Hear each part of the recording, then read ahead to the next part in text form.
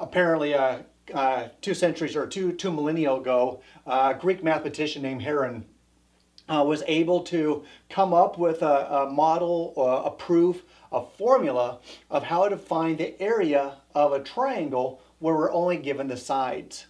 And so he came up with this idea where the area is the square root of some s, which I'll explain here in a second, times s minus one side, times s minus another side, times s minus the third side.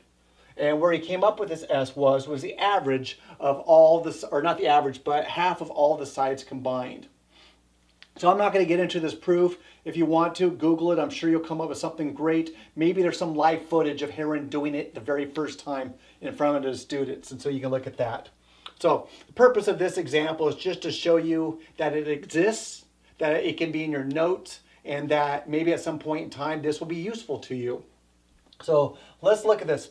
First of all, I need to figure out what his variable of s is. In this particular case, s equals 1/2 times all the, or times the sum of all the sides.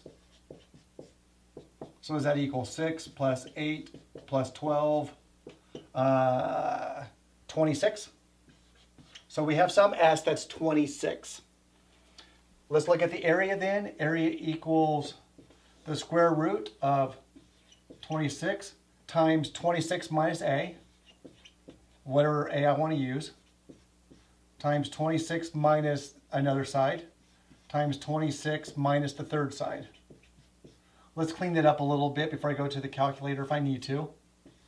26 times 14 times 10 times 2.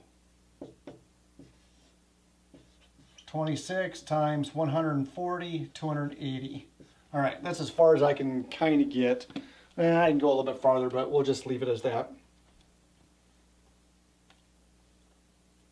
So square root of 26 times 280 equals 85.3.